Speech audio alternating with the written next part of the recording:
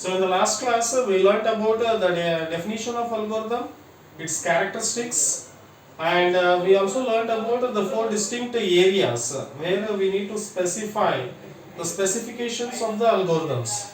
Okay, so such as how to devise an algorithm, how to analyze the algorithm, and how to test the algorithm. So many things we have learnt in the last video. Moving forward, so in order to represent the algorithms, so algorithm, as we know that it is a step-by-step procedure to solve a problem. Later, in the any language, in a programming language, especially in the area of problem solving techniques, so especially if you are talking about the design strategies, so we are discussing about three things. One is defining an algorithm, we are discussing about the flowcharts and a pseudocode. These three will help us in moving to the next context, which is coding. Okay, so in order to understand the concept of coding, so the coding means it is the job of a programmer to specify based upon the algorithm, based upon the pseudocode, based upon the flowchart, he is going to design, he is going to write the code for a particular problem type. The thing is that how to make the specifications, how to make arrangements for the programmers to write efficient code, because once he is going to understand the problem, once he is going to go through the algorithm, then it is possible for him to write the code efficiently, easily he can write the code. Okay, so the thing is that before going to devise an algorithm, let us understand the concept of pseudocode. Okay, as we know that flowchart, it is nothing but the graphical representation of the algorithm. Okay, and what about pseudocode? What is the essence of pseudocode? So pseudocode in the sense which will gives us a clear map for the construction of code. Okay, ನೀವು coding ಬರಿಬೇಕು ಅಂತಂದ್ರೆ algorithm ಬೇಕು, ಹೌದಾ? So algorithm the next ಇದು version ಏನದಲ್ಲ ಅದು pseudocode. Pseudocode ಅಂತಂದ್ರೆ ಏನು ಅಂದ್ರೆ it is also similar to that of program ಇದ್ದಂಗೆ, ಬಟ್ ಪ್ರೋಗ್ರಾಮ್ ನಲ್ಲಿ ಏನಾಗುತ್ತೆ, the program has to strictly follow the syntax, it has to strictly follow the rules. Syntax ಅವೆಲ್ಲ ಫಾಲೋ ಮಾಡಲೇಬೇಕಾಗುತ್ತೆ. ಕಾಮಾ ಎಲ್ಲಿ ಕೊಡಬೇಕು, ಸೆಮಿಕೋಲನ್ ಎಲ್ಲಿ ಕೊಡಬೇಕು, ಓಪನಿಂಗ್ ಬ್ರೇಸ್ ಎಲ್ಲೆ, ಕ್ಲೋಸಿಂಗ್ ಬ್ರೇಸ್ ಎಲ್ಲೆ, ಇವೆಲ್ಲವನ್ನು ವಿಚಾರ ಮಾಡಬೇಕಾಗುತ್ತೆ ಪ್ರೋಗ್ರಾಮ್ ಬರಿಬೇಕಾದ್ರೆ. ಬಟ್ ಸ್ಯೂಡೋಕೋಡ್ ನಡೆಯುತ್ತೆ. It is A blue print, ಅದೊಂದು ರೀತಿ ಬ್ಲೂ ಪ್ರಿಂಟ್ ಇದ್ದಂಗೆ, ಲೇಔಟ್ ಇದ್ದಂಗೆ, ಮ್ಯಾಪ್ ಇದ್ದಂಗೆ. ಅದನ್ನ ನೋಡಿದ್ರು ಅಂತಂದ್ರೆ ಈಸಿಯಾಗಿ ನೆಕ್ಸ್ಟ್ ಸ್ಟೆಪ್ ಏನದ ಕೋಡಿಂಗ್ ಮಾಡಬಹುದು, ಹೌದಾ? ಈ ಅಲ್ಗೋರಿದಮ್ ಇದ್ದದನ್ನ ಸ್ಯೂಡೋಕೋಡ್ ಪ್ರೆಸೆಂಟೇಷನ್ ನಲ್ಲೇನೆ ನಾವು ತೋರಿಸ್ತಾ ಹೋಗ್ತೀವಿ. ನೆಕ್ಸ್ಟ್ ನೀವು ಅಲ್ಗೋರಿದಮ್ಸ್ ಕಲಿತಾ ಹೋಗ್ತಿರಲ್ಲ, ಸೊ ಅಲ್ಗೋರಿದಮ್ ಅಂತಂದ್ರೆ different types of algorithm based upon different techniques ಮೇಲೆ ನಾವು ಹೋಗ್ಬೇಕಾಗುತ್ತೆ. ನಾ ಹೇಳಿದ್ನಲ್ಲ, ಅಲ್ಗೋರಿದಮ್ ಡಿವೈಸ್ ಮಾಡ್ತೀರಿ ಅಂತಂದ್ರೆ ಡಿಫರೆಂಟ್ ಪ್ರಾಬ್ಲಮ್ ಟೈಪ್ಸ್ ಬರುತ್ತೆ. ಪ್ರತಿಯೊಂದು ಪ್ರಾಬ್ಲಮ್ ಟೈಪ್ನು ಬೇರೆ ಬೇರೆ ಡಿಸೈನ್ ಸ್ಟ್ರಾಟಜಿ ಕೇಳ್ತಾ ಹೋಗುತ್ತೆ. ಕೆಲವೊಂದಿಷ್ಟು ಡಿವೈಡ್ ಅಂಡ್ ಕಾಂಕರ್ ನ ಯೂಸ್ ಮಾಡ್ತಾವು, ಕೆಲವೊಂದಿಷ್ಟು ಡೈನಾಮಿಕ್ ಪ್ರೋಗ್ರಾಮಿಂಗ್ ಯೂಸ್ ಮಾಡ್ತಾವು, ಕೆಲವೊಂದಿಷ್ಟು ಬ್ರಾಂಚ್ ಅಂಡ್ ಬೌಂಡ್ ಯೂಸ್ ಮಾಡ್ತಾರ, ಬ್ಯಾಕ್ ಟ್ರ್ಯಾಕಿಂಗ್ ಯೂಸ್ ಮಾಡ್ತೀವಿ, ಸರ್ಚಿಂಗ್ ಟೆಕ್ನಿಕ್ಸ್ ಯೂಸ್ ಮಾಡ್ತೀವಿ. ಡಿಫರೆಂಟ್ ಸ್ಟ್ರಾಟಜೀಸ್ ಇವೆ ಅಲ್ಗೋರಿದಮ್ ಡಿಸೈನ್ ಮಾಡ್ಲಿಕ್ಕೆ. ಸೊ ಅಲ್ಗೋರಿದಮ್ ನ ಯಾವ ರೀತಿ ರಿಪ್ರೆಸೆಂಟ್ ಮಾಡಿದ್ದಾರೆ ಈ through out the syllabus, through out the text book ಯಾವುದು ಅಂತಂದ್ರೆ ಅದು ಸ್ಯೂಡೋಕೋಡ್ ಮುಖಾಂತರ. ಸೊ ಸ್ಯೂಡೋಕೋಡ್ ಕನ್ವೆನ್ಷನ್ಸ್ ಯಾವ್ಯಾವು, ಏನೇನು ಯೂಸ್ ಮಾಡ್ತೀವಿ, ನೀವರ ಪ್ರೋಗ್ರಾಮ್ ಕಲ್ತೀರಿ.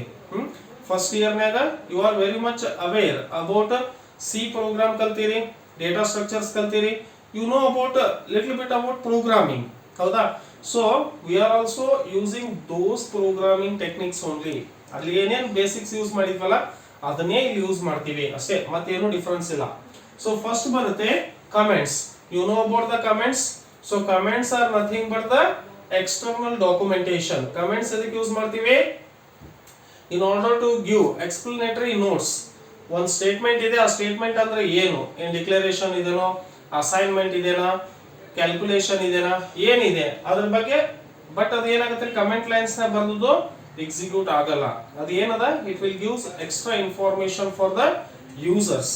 ಯೂಸರಿಗೆ ಅದು ಚೆನ್ನಾಗಿ ಅರ್ಥ ಆಗುತ್ತೆ ಪ್ರೋಗ್ರಾಮ್, ಅದರ ಸಲುವಾಗಿ ಕಮೆಂಟ್ ಲೈನ್ಸ್ ಯೂಸ್ ಮಾಡ್ತೀವಿ. ಕಮೆಂಟ್ ಯಾವತ್ತೂ begins with double slash double slash ಬಂದು ಅಂತಂದ್ರೆ ಈ throughout the chapter throughout the text ನೀವೇನ್ ಮಾಡ್ತೀರಿ ಅಂತಂದ್ರೆ ಕಮೆಂಟ್ ಲೈನ್ಸ್ ಯಾವತ್ತು ಈ ರೀತಿ ಬರೀತೀರಿ ಈ ಸಬ್ಜೆಕ್ಟ್ ನಾಗ. ಓಕೆ, ನೆಕ್ಸ್ಟ್ ಬ್ಲಾಕ್ ಅಂದ್ರೆ ನಿಮಗೆ ಗೊತ್ತದ, ಫಾರ್ ಲೂಪ್ ಕಲ್ತೀರಿ, ವೈಲ್ ಲೂಪ್ ಕಲ್ತೀರಿ, ಇಫ್ ಕಲ್ತೀರಿ, ಹೌದಾ? ಸೊ ಏನಿರ್ತದ್ರಿ, ಬಾಡಿ ಅಂತ ಏನ್ ಹೇಳ್ತೀವಲ್ಲ ಅದನ್ನ ಬ್ಲಾಕ್ ಅಂತ ಕರಿತೀವಿ. ಅದು ಇದು ಓಪನಿಂಗ್ ಬ್ರೇಸಸ್, ಇದು ಕ್ಲೋಸಿಂಗ್ ಬ್ರೇಸಸ್, ಇದನ್ನ ಯೂಸ್ ಮಾಡ್ತೀವಿ. ಮತ್ತು ಅದ್ರ ಜೊತೆಗೆ ಸ್ಟೇಟ್ಮೆಂಟ್, ಯಾವುದೇ ಒಂದು ಸ್ಟೇಟ್ಮೆಂಟ್ ಇತ್ತು ಅಂತಂದ್ರೆ ಎಂಡ್ ಆಗೋದು ಇದರಲ್ಲಿಂದ they are ending with semicolon ಇಂದ ಎಂಡ್ ಆಗ್ತಾವ. Next identifier begins with a letter. So identifier, you know about the identifier ಮತ್ತೆ ಕೀವರ್ಡ್ಸ್, ಇದನ್ನ ನೀವು ಕಲ್ತೀರಿ ಸಿ ಪ್ರೋಗ್ರಾಮ್ ನಲ್ಲಿ. ಸೊ ಕೀವರ್ಡ್ಸ್ ಅಂದ್ರೆ ಏನ್ರಿ, they are reserved words which is having their own meaning, ಅದ್ರ ಮೀನಿಂಗ್ ಇದೆ. ಬಟ್ ಐಡೆಂಟಿಫೈರ್ ಅಂತಂದ್ರೆ ಏನು, it is the name given to a variable, name of the array, ಯಾವುದೇ ಇರಲಿ ಅದಕ್ಕೇನಂತ ಕರಿತೀವಿ, ಐಡೆಂಟಿಫೈರ್ ಅಂತ ಕರಿತೀವಿ. ಅದು ಎದರಿಂದ ಸ್ಟಾರ್ಟ್ ಆಗುತ್ತೆ ರೀ, ಲೆಟರ್ ಅಲ್ಫಾಬೆಟ್ ಲಿಂದ ಸ್ಟಾರ್ಟ್ ಆಗುತ್ತೆ. ನೆಕ್ಸ್ಟ್ ಅಸೈನ್ಮೆಂಟ್ ಅಂದ್ರೆ ಈಕ್ವಲ್ ಟು ಇರ್ತದಲ್ಲ, ಈಗ for example x is equal to 10 ಅಂತ ಬಂತು, ಹೌದಾ? ಸೊ ಇಲ್ಲೇನದ, this is called as assignment. 10 is going to assign to x, ಅಥವಾ z is equal to x plus y ಅಂತ ಬಂತು ಎಕ್ಸ್ಪ್ರೆಷನ್. ಈ x plus y is going to assign to z ಅಂತ ಹೇಳಬಹುದು. ನೆಕ್ಸ್ಟ್ ಬರುತ್ತೆ Boolean values. So Boolean values ಯಾವ್ಯಾವ ರೀ, true ಅಂತ ಒಂದಿದೆ, ಇನ್ನೊಂದು ಫಾಲ್ಸ್ ಇದೆ. ಸೊ ಟ್ರೂ ಮತ್ತು ಫಾಲ್ಸ್ ನಮಗೆ ಎಲ್ಲಿ ಸಿಗುತ್ತೆ, where we are going to find in the logical operators. Which are the logical operators? Logical operators ಯಾವ್ಯಾವಿವೆ, and ಇದೆ, or ಇದೆ, not ಇದೆ, XOR ಇದೆ, XNOT ಇದೆ.